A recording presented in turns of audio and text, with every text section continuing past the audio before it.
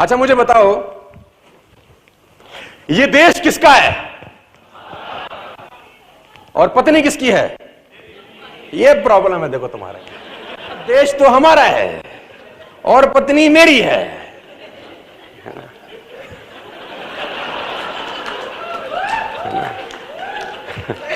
अच्छा मैंने पूछा देश किसका? बोला हमारा। पत्नी किसकी? मेरी। अच्छा देश मेरा है ऐसा एक ने भी नहीं कहा। चलो 5-7 लोगों को छोड़ देते हैं, एक्सेप्शंस आर ऑलवेज देयर। क्यों? इंपॉर्टेंट बात है यार, मुंह से क्यों नहीं निकला? ये प्रॉब्लम है यार सबसे बड़ी। इसकी अगर जड़ में जाऊंगा तो 6 घंटे इस पे बोल सकता हूं, लेकिन अब इसकी जड़ में नहीं जाता। अभी सतह बात करते हैं ना, सरफेस बात करते हैं। इसको बोलते हैं ओनरशिप लेना नेटवर्क मार्केटिंग में। दोस्तों लीडर्स इस बिजनेस में ओनरशिप नहीं ले पाते। उनको लगता है हमेशा ये बिजनेस किसी और का है, उनको लगता है ये बिजनेस मेरे अपलाइन का है, उनको लगता है ये बिजनेस कंपनी का है।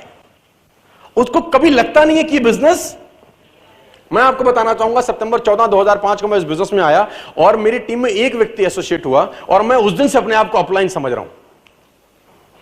मैंने अपने आप को कभी डाउनलाइन समझा ही नहीं किसी का। मुझे लगा एक भी व्यक्ति जुड़ा है तो मैं अब अपलाइन हो गया हूं। बिल्कुल हो गया हूं, उस एक का तो अपलाइन हूं, है ना। ऊपर की तरफ नहीं देखा, नीचे की तरफ देखने की कोशिश करी बस।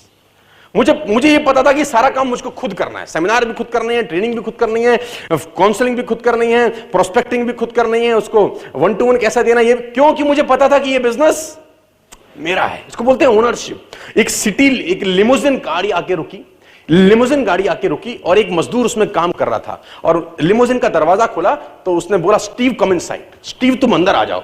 स्टीव अंदर आया तो अंदर था जॉन, जो उस कंपनी का प्रेसिडेंट था, है ना। अब वो स्टीव तो मजदूरी का काम कर रहा था, ईंट उठा रहा था।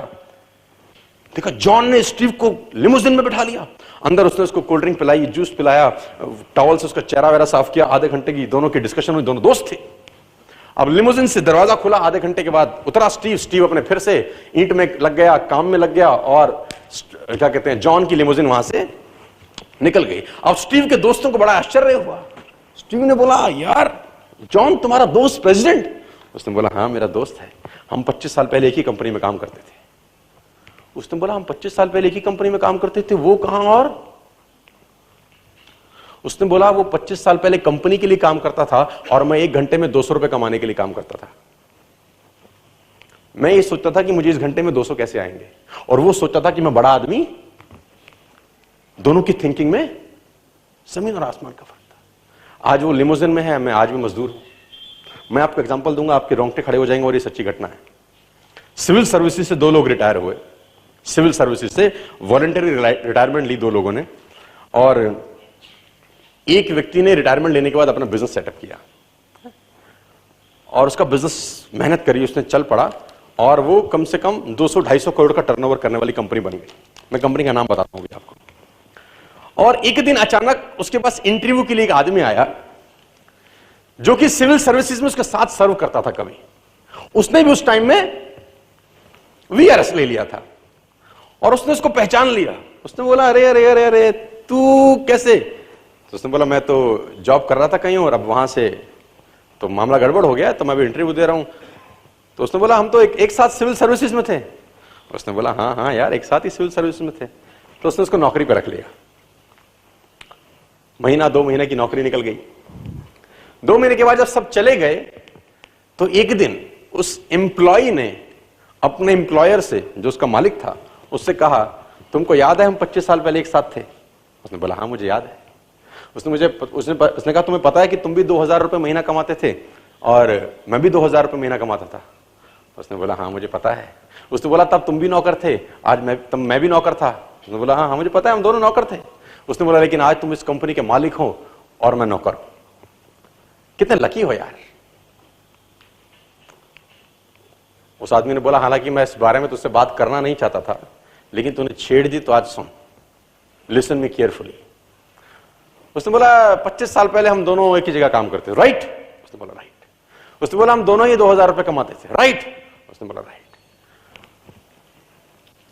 उसने बोला तू तब भी नौकर था और आज भी नौकर है, राइट? उसने बोला हाँ। बोला मैं तेरे को 25 साल पहले एक इंसिडेंट सुनाता हूं। तू और मैं ऑफिस से निकले घर जाने के लिए, तुझे याद होगा रास्ते में जब हम 1-1.5 किलोमीटर पैदल पैदल चले आ गए, क्योंकि वहीं हमारा मेस था जहां हम जा रहे थे, और 25 जब 1-1.5 किलोमीटर 2 किलोमीटर चल गए तो मेरे दिमाग में अचानक आया, और मैंने तेरे को कहा हमारे कमरे का पंखा और लाइट जलता छुड़ाए हैं। कमरे का पंखा और लाइट हम लोग जलती छुड़ाए हैं, तो चल के उसको बंद कर देते। तो तूने मुझे कहा 2 किलोमीटर वापस जाएंगे, 2 किलोमीटर फिर आएंगे, 4 किलोमीटर लग जाएगा, 1.5 घंटा लग जाएगा, क्या फर्क पड़ता है। तू नहीं गया था, मैं गया था, लाइट बंद करके आया था। मैं तब भी मालिक था, मैं आज भी मालिक हूं। मैं तब भी मालिक समझता था अपने आप को, कर मैं नौकरी रहा था, लेकिन मैं अपने आप को ओनर समझता था, और मैं आज भी ओनर हूं। उसने बोला जो तेरा फिलॉसफी है और जो तेरा थिंकिंग है, तो तब भी इंप्लॉय था और आज भी इंप्लॉय है, और अगर अपना तूने थिंकिंग चेंज नहीं किया तो जिंदगी भर इंप्लॉय ही रहने वाला है। It's called about ownership my dear friends. दोस्तों, मैं आपको बताना चाहता हूं कि नेस्विस सबके लिए वही है यार, सबके लिए नेस्विस वही कंपनी है। 1 जोड़ी 1000, 2 जोड़ी 2000, है ना। 15770 में 2 सूट मिलते हैं, ये आप भी बताओगे, ये मैं भी बताऊंगा। 14720 में 3 शर्ट 3 ट्राउजर आप बताओगे, मैं बताऊंगा। 11760 में 13 टाई आप बताओगे, मैं बताऊंगा। 8590 में कॉस्मेटिक आप बताओगे, मैं बताऊंगा। 14000 में साउंड सिस्टम आप बताओगे, मैं बताऊंगा। आप में और मेरे में डेटा एक ही है, सबके पास डेटा जो है वो सब एक ही जैसा दे रहे हैं, लेकिन रिजल्ट जमीन और आसमान में फर्क है। और इसी दिल्ली के अंदर डेटा डिलीवर हो रहा है, आपके मुंह से भी वही डिलीवर हो रहा है और मेरे मुंह से भी, सफल लोगों के मुंह से भी वही डेटा डिलीवर हो रहा है और असफल लोगों में। किसी का पे आउट शानदार है, किसी का शानदार नहीं है। जिसका भी शानदार है, एक बात तो तय है, उसने इस बिजनेस के लिए ना ओनरशिप ले रखा है। उसको पता है ये बिजनेस मेरा है। जब मेरा होता है तो कंप्लेंट खत्म हो जाती है, जब मेरा होता है तो सजेशंस बढ़ जाते हैं, कंप्लेंट बिल्कुल एलिमिनेट हो जाती है। मेरा होने के बाद आप इधर उधर कंप्लेंट नहीं करते। कभी प्रॉब्लम आती है तो उसको रफू करने का कोशिश ज्यादा होता है, लेकिन जब आप मेरा नहीं होता ना तो फिर कंप्लेंट होती है, और फिर बहुत सारे नाटक होते हैं, ये ऐसा हो गया जी, वैसा हो गया, ये तो ठीक नहीं हो गया जी, हॉलीडे बंद कर दिया तुमने। मतलब आप देखो, एक आदमी आया मेरे पास, बोला सर हॉलीडे बंद हो गया। मैंने कहा वाह, कहां थे अब तक। मैंने कहा जब चल रहा था तो पिछले 6 महीने में तूने कितना बेचा था, चल आज खोल देता हूं, अगले 6 महीने में कितना बेचेगा, है कुछ। बोला नहीं, मैं तो वैसे ही पूछ रहा था, बंद हो गया था। एक्सक्यूज है ना। देखो, जब गोल सेट होते हैं और विजन सेट होता है ना, तो फिर परफॉर्मेंस निकलता है यार। जब गोल भी नहीं होते और विजन भी नहीं होता, तब बहानेबाजी होती है, नाटकबाजी होती है, ड्रामे होते हैं और एक्सक्यूज निकलते हैं। वो पुरानी घटना है यार। देखो, मैं 36 बार पहले भी बताया हूं आपको। वो रात को 2:30 बजे एक लड़का क्रिकेट खेल के आया तो पिता गुजर गया, है ना। रात को 2:30 बजे रणजी का मैच दिल्ली कर्नाटका के बीच में, 40 नॉट आउट किया, घर पहुंचा, सो गया। अगले दिन फिर खेलना था, टीम संकट में थी। रात को मां ने 2:30 बजे जगाया, उठ तेरे पापा गुजर गए। रात को 2:30 बजे उसने अपने कोच को कॉल लगाया। कोच सिडनी में था कि सर मैं क्या करूं। उसने बोला देख, लाइफ तेरी है, पिता तो नहीं रहे, लेकिन जहां तूने जाना है वो मौके तुझे बार बार नहीं मिलेंगे। और वो लड़का सुबह ग्राउंड में गया, 90+ स्कोर किया, टीम को संकट से बाहर निकाला और जाके क्रिमेशन ग्राउंड में अपने पिता का संस्कार किया। आपकी क्रिकेट टीम का कप्तान है, मैं विराट कोहली की बात करता हूं, है ना। कोई बहाना नहीं है यार, कोई एक्सक्यूज नहीं है दोस्तों, कोई बहाना नहीं, कोई एक्सक्यूज नहीं। यहां तो बहाना क्या है, आज जुकाम है सर, आज हमारे नल में पानी नहीं आ रहा सर, तो प्लम्बर का काम हम करेंगे सर।